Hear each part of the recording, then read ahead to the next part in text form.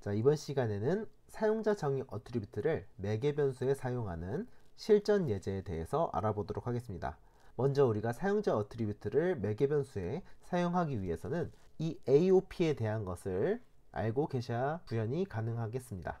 AOP란 관점 지향 프로그래밍으로 횡단 관심사를 모듈화하여 코드의 재사용성, 가독성, 유지보성을 높이는 프로그래밍 패러다임입니다. 여기서 횡단 관심사란 여러 모듈이나 계층에 반복적으로 나타나는 공통 기능을 뜻합니다. 이것은 로깅, 보안, 트랜잭션 이런 것들을 사용이 되는데요.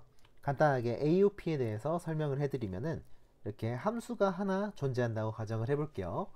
여기에 이 함수를 호출할 때 걸리는 시간을 체크하고 싶어요. 그러면은 이 함수 호출하기 앞에 스타트 시간과 끝날 때 엔드 시간을 넣고 이 둘의 차이를 구하면 되겠죠. 그렇다면 만약에 함수가 하나 더 존재한다고 가정을 해볼게요. 자, 여기도 마찬가지로 총 걸린 시간을 구하려면은 스타트 그리고 엔드에 서로 차이를 구해줘야겠습니다. 그런데 이것을 매번 이렇게 구현하려고 하니 반복된 코드가 계속 작성되게 되겠죠. 그러면은 유지보수 할 때 좀 불편함이 있을 수가 있겠습니다. 따라서 얘네들을 하나의 프록시로 만들게 됩니다. 이 프록시로 만들게 되면은 여기에 인터셉터를 추가할 수가 있어요. 타이머 인터셉터를 하나 추가했다고 가정을 해볼게요. 그러면은 이 함수가 호출되기 이전에 스타트 시간, 종료 시간을 이렇게 추가할 수 있게 됩니다. 그래서 이 스타트 시간과 엔드 시간 사이에 차이를 이렇게 구할 수 있게 됩니다. 마찬가지로 인터셉터가 적용이 되었기 때문에 이 펑션2에도 똑같이 적용이 되는 것이죠. 그래서 이 함수를 호출할 때도 마찬가지로 이런 식으로 이 타이머 인터셉터를 모두 적용시킬 수가 있습니다. 이렇게 되면은 반복적인 코드가 줄어들게 되고 함수 내부에 코드를 일일이 작성할 필요도 없게 돼요. 함수가 호출되기 이전 혹은 이후에 대한 동작을 공통적으로 작성을 하고 싶을 때 이 AOP를 사용한다고 보시면 되겠습니다. 자, 이제부터 이 AOP를 어떻게 적용하는지 한번 알아보도록 하겠습니다. 자, 이 코드는 이전 시간에 프로퍼티에 사용하는 사용자 정의 어트리뷰트 코드에 이어서 그대로 작성을 해보도록 할게요. 자, 여기에 본문에 있는 코드들은 모두 지워주도록 하겠습니다. 여기 주석도 그대로 지워주도록 할게요. 자, 먼저 누겟 패키지에서 캐슬 코어를 설치해 줄 거예요. 여기 누겟 패키지 관리로 들어가서 찾아보기로 들어간 다음에 캐슬 코어를 이렇게 찾아서 설치해 주도록 하겠습니다. 자, 이렇게 적용해 주고요. 이 외부 라이브러리를 사용하게 되면은 AOP를 쉽게 단넷에서 구현할 수가 있어요. 자, 간단한 클래스를 하나 정의해 보도록 하겠습니다. Public class myService라는 클래스를 만들어 보도록 할게요. Public void doSomething 이라는 메서드를 하나 추가해 주도록 할게요. 여기에 간단하게 그냥 console.writeLine으로 doSomething 이라는 스트링 문자를 출력하는 간단한 메서드를 하나 만들어 주도록 하겠습니다. 이제 이 doSomething이 호출되기 전과 후에 호출되는 인터셉터를 만들어서 적용해 보도록 할게요. 인터셉터를 하나 추가를 해줄게요. Public class logging interceptor 라고 추가를 해주도록 하겠습니다. 이 인터셉터는 iInterceptor라는 인터페이스를 구현을 해줄 거예요. 이렇게 인터셉터를 구현을 하게 되면은 intercept라는 메서드가 생성되게 됩니다. 이제 이 intercept 메서드 안에서 이 doSomething이 호출되기 전과 후에 작성되는 로직을 추가를 할 거예요.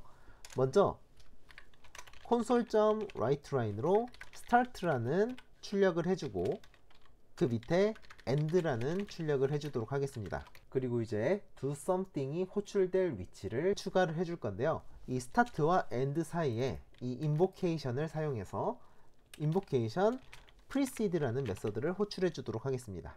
자, 그 다음에 proxy를 만들어 주도록 하겠습니다. 먼저 proxy generator라는 변수를 선언을 해주고 new 키워드를 사용해서 proxy generator를 생성해 주도록 하겠습니다. 이제 이 proxy generator에 메서드 중에서 create class proxy with target이라는 것이 존재합니다. 이제 이 타겟 안에 myClass 인스턴스를 생성해 주도록 하겠습니다. 그 다음에 우리가 만들었던 이 로깅 인터셉터를 마찬가지로 인스턴스를 추가해 주도록 하겠습니다. 이제 반환값은 myServiceProxy라고 만들어 주도록 할게요. 여기에 반환받은 타입을 살펴보면 myService가 된 것을 볼 수가 있죠. myServiceProxy를 한번 실행을 해 볼게요. 여기에서 doSomething이라는 메서드를 실행을 해 보도록 하겠습니다. 그런데 우리의 예상과 달리 doSomething만 출력이 되고 이 인터셉트에 추가된 이 부분이 실행이 되지 않는 것을 볼 수가 있어요. 여기에서 우리는 create class proxy를 만들었는데 이 경우에는 이 대상 클래스의 메서드를 virtual로 선언을 해줘야 여기에 추가된 logging 인터셉터가 제대로 작동이 되게 됩니다. 자, 이제 한번 실행을 해볼게요. 실행해보니까 start do something 그리고 end가 출력이 된 것을 볼 수가 있죠. logging 인터셉트를 조금 수정을 해봤습니다. 여기에 매개 변수에 invocation.target 타입의 name을 구하게 되면은 클래스 이름을 구할 수가 있고요. invocation.method.name을 구하게 되면은 메소드의 이름을 구할 수가 있게 됩니다. 그래서 실행 전에 이 로그를 남기고 실행 후에 로그를 남기도록 하겠습니다. 자, 이대로 실행을 하면은 이제 doSomething이라는 메서드는 이렇게 인터셉트가 적용된 채로 AOP가 잘 구현이 된 것을 볼 수가 있습니다. 자, 마찬가지로 메서드를 하나 더 만들어 볼까요? 여기에는 public virtual 키워드를 사용해서 이번엔 반환값이 있는 int 값으로 add 메서드를 만들어 볼게요. int a와 int b를 더하는 로직을 리턴해 줄 거예요. 자, 그리고 여기에다 console.writeLine으로 add cold라고 콘솔을 찍어 주도록 할게요. 다시 맨 위로 올라가서 myServiceProxy.add 1,2를 넣어 주도록 할게요. int result도 반환값으로 받아주고 console.writeLine으로 출력도 같이 해주도록 하겠습니다. 이렇게 실행을 해보도록 할게요. 자, 이렇게 실행을 해보니까 doSomething이 호출할 때 전과 후에 이렇게 start와 completed가 추가가 되었고 이 add cold 이전에 started 그리고 후에 completed가 잘 추가가 된 걸 볼 수가 있습니다. 그리고 클래스 이름과 메서드 이름까지 로그로 잘 남는 것을 볼 수가 있었습니다. 자, 이번에는 인터셉터를 하나 더 만들어 보도록 할게요. public class timing interceptor라고 만들어 주도록 할게요. iInterceptor 인터페이스를 마찬가지로 구현을 해주고요. 자, 이 안에도 마찬가지로 클래스 이름과 메소드 네임을 가져오도록 하겠습니다. 그리고 메서드 실행 구문도 이렇게 가져와 주도록 할게요. 우리는 이 메서드가 실행되기 전에 스탑워치를 시작해주고 실행 시간이 얼마나 걸리는지 출력을 해보도록 할게요. stopwatch.startNew 메서드를 호출해 주도록 할게요.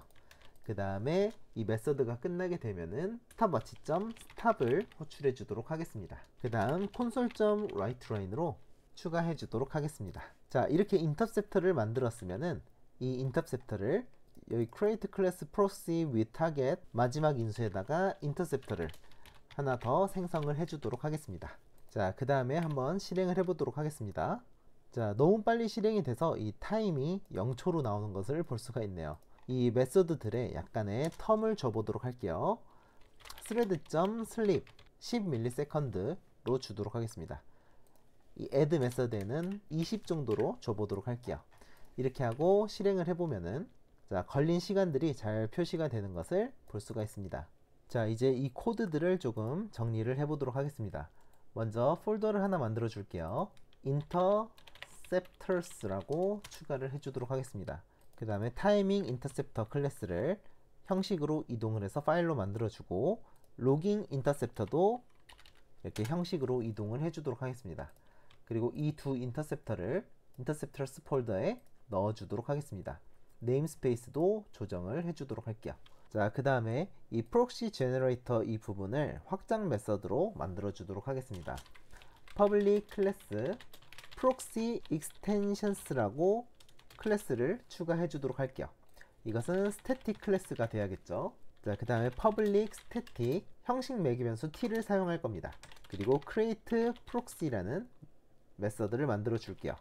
형식 매개 변수는 t 타입으로 그리고 첫 번째 매개 변수는 this t타입의 타겟이 되겠습니다. 그리고 두 번째 매개 변수는 I interceptor 배열을 넣어주도록 할게요. 이렇게 interceptors라고 추가를 해줄게요. 자, 여기에서 이 proxy generator를 잘라서 넣어주도록 하겠습니다. 그리고 이 interceptor 추가하는 부분도 복사해서 이쪽으로 넣어주도록 할게요. 자, 여기에서 new my service 부분을 타겟으로 변경을 해주고, 그 다음에 interceptor 인스턴스 생성 부분을 interceptors라고 변경을 해주도록 하겠습니다. 그리고 이것을 그대로 return 해주도록 할게요.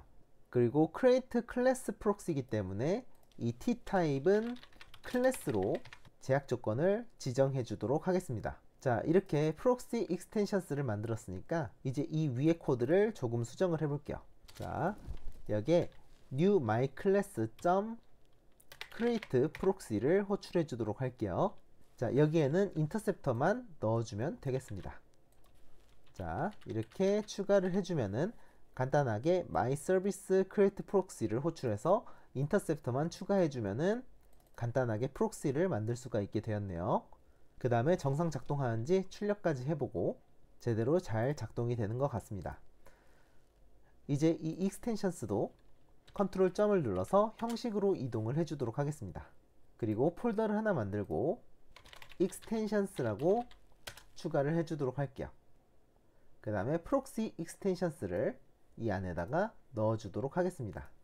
자, 이 my 클래스는 다음 시간에도 조금 수정을 할 거기 때문에 여기에 그대로 놔두도록 하겠습니다. 그러면은 다음 시간에 매개 변수에 사용되는 사용자 정의 어트리뷰트가 AOP를 사용해서 어떻게 처리할 수 있는지에 대해서 알아보도록 할게요.